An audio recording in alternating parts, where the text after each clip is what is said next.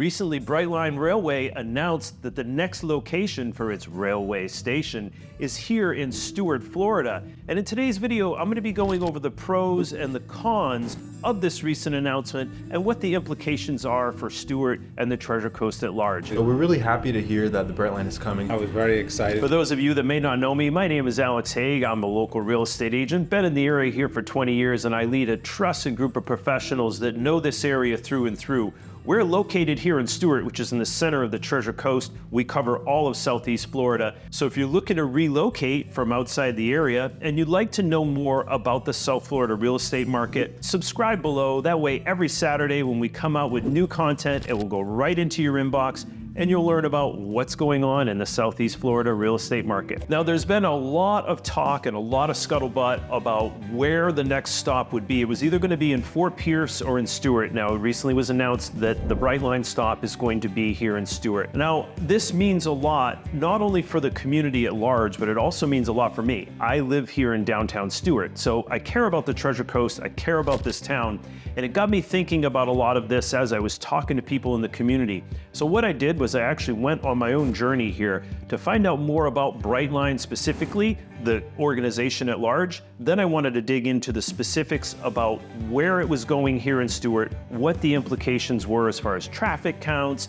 and real estate values. So that's what I'm going to be getting into because it's a very important thing to me personally. And I think it's important to dig into Brightline itself. What is Brightline all about?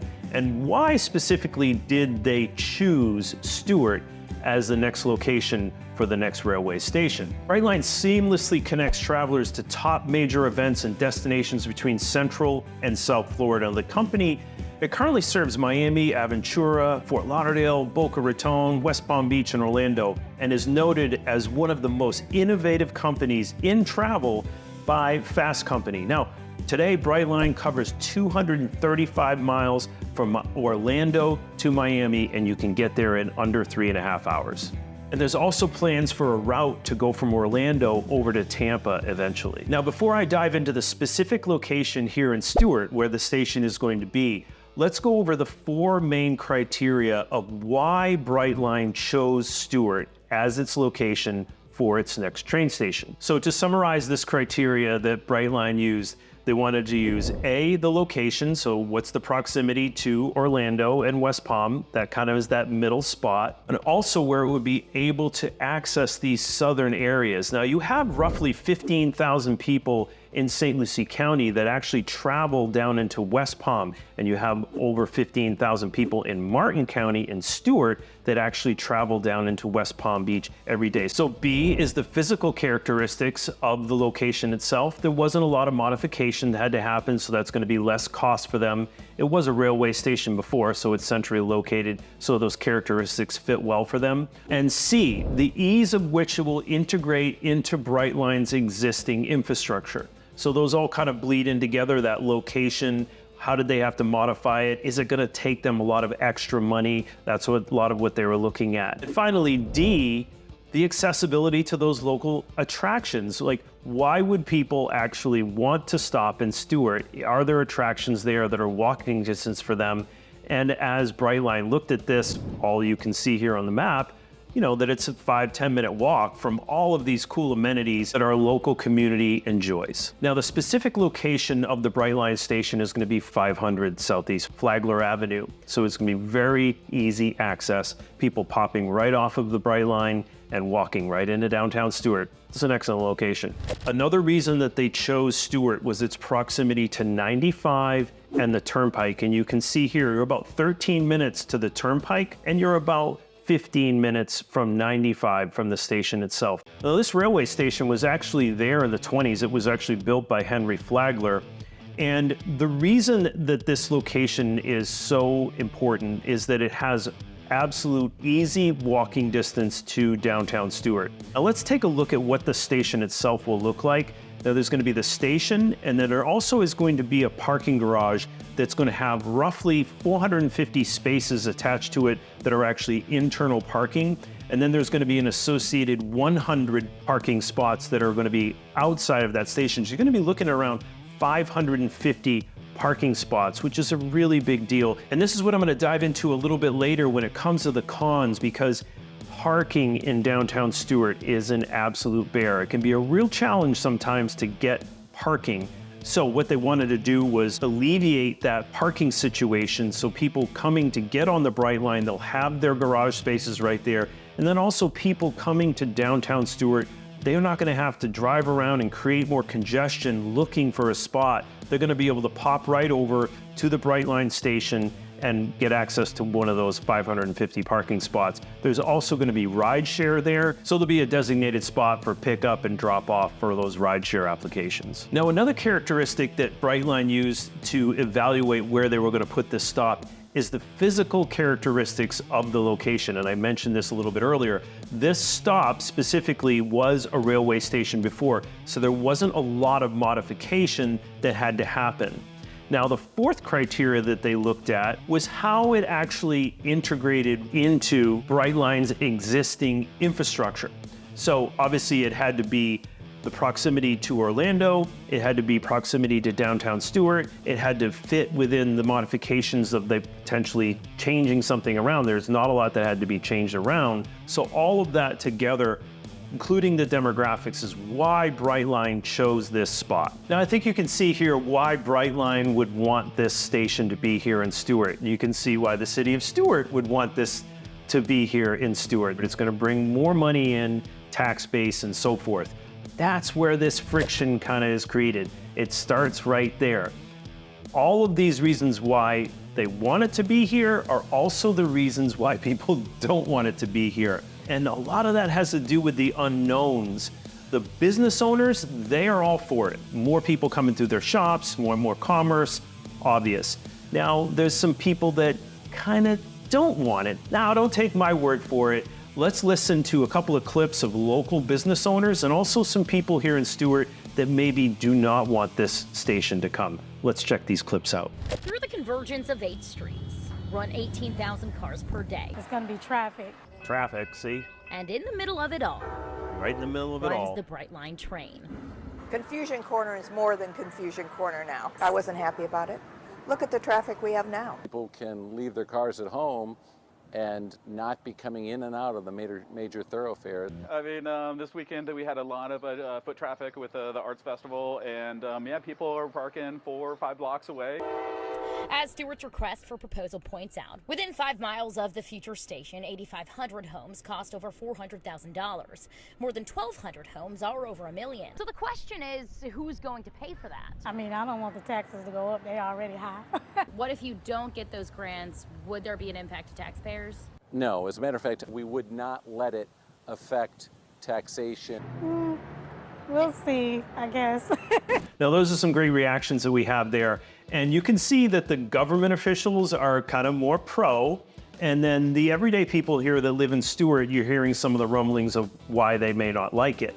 Now, what you also heard in there, what I heard at least, is people are concerned about the cost. So let's dive a little bit into the cost because I think it's important.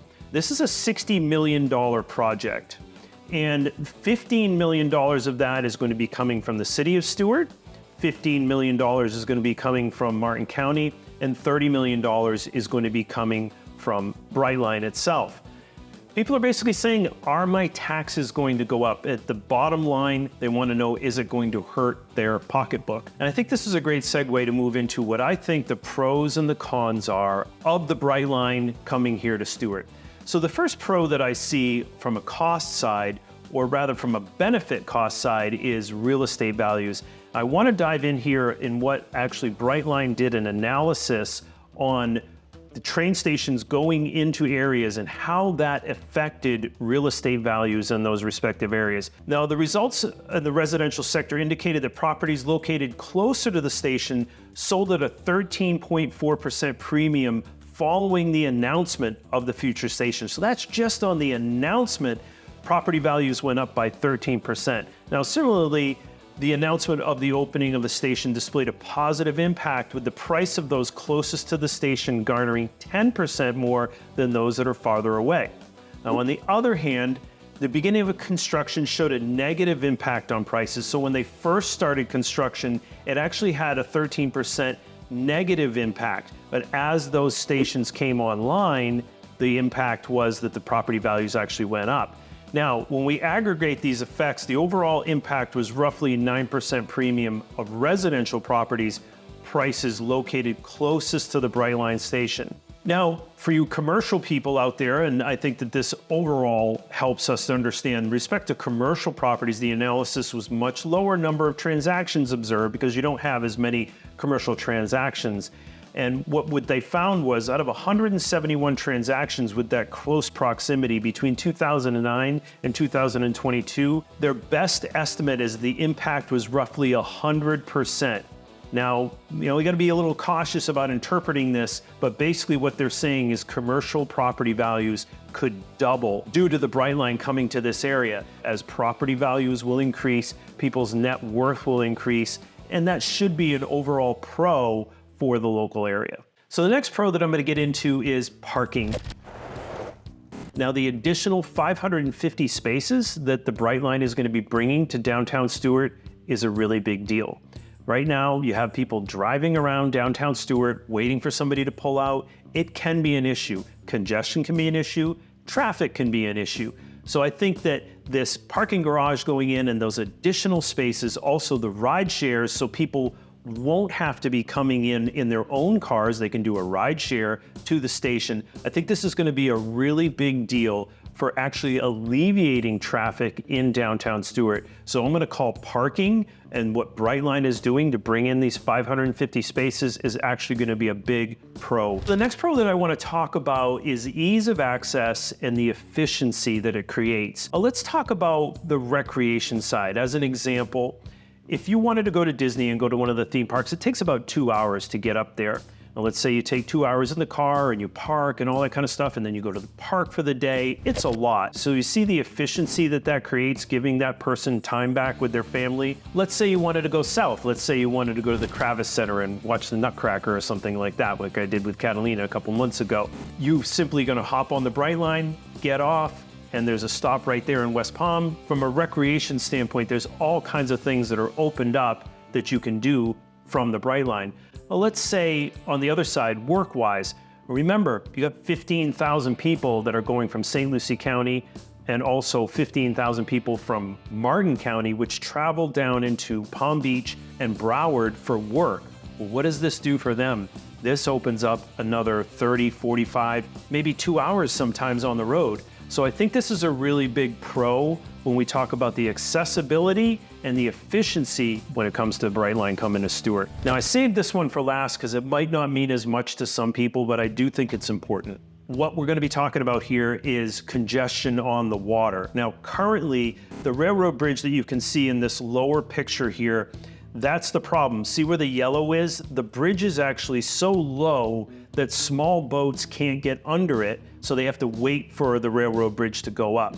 Now, the problem with that is it creates more congestion on the water. Now, this large project is going to be a $218 million project, which will be started this year in 2024 and should be complete by hopefully 2026 or so. It's going to open up this waterway so these smaller boats can get through and not create as much congestion. What it's also going to do, in my opinion, is increase property values to the west of that bridge. And every time somebody comes down here, we tell people, look, if you have a boat and you want to get out to the ocean, you might have to wait for this bridge. And we always let people know that because it's kind of one of those little, local knowledge things. Now, this is an example of why you want to work with somebody local.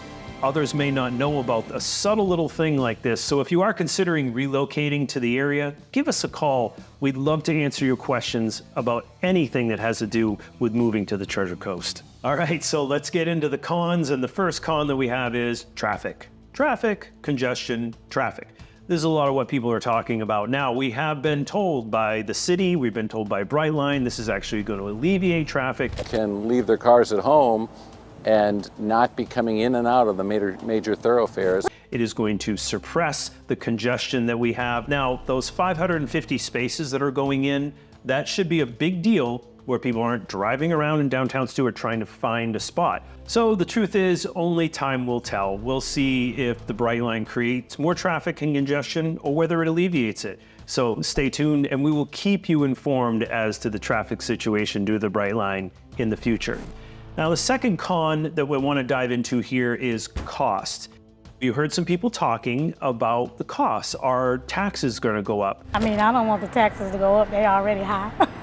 You heard Mike Mortel saying that taxes will not go up. But we would not let it affect taxation. Now, this is another situation where we're just going to have to wait and see. But the cost, ultimately, $15 million for the city of Stuart, $15 million for the Martin County. And where's that money coming from? It's coming from taxpayers. Also, now Mike Mortel will talk to us about grants that they're going after, and we really appreciate that. But I am a Stuart resident. This guy wants to make sure that my tax dollars are always hard at work, wink, wink, nudge, nudge, and that they're not being squandered. And the last con that I want to talk about is Stuart losing its small town feel. The reason people come to Stuart is that this place actually feels like Americana. You got the ice cream shop and the barber shop, you have art festivals, you have music festivals. It's actually this experience that you have by coming to Stuart, and you actually feel like you're in a small town. The big concern out there is that we will actually lose that small town feel. Previously, some residents have told us they're concerned the station will bring too many people to Stuart and the city will lose that small town feel. And people are very concerned about this. They moved here for a reason. They moved here because it felt like a small town. And this is going to open this whole area up. And that's a big concern. So I'm going to put this in the con category, that Stuart's going to lose its small town feel. Now, if you'd like to know more about the Stuart area, check out this next video that I actually did on downtown Stuart, and you can learn more about this beautiful little area that we call Stuart in the centrally located area of the Treasure Coast and Southeast Florida.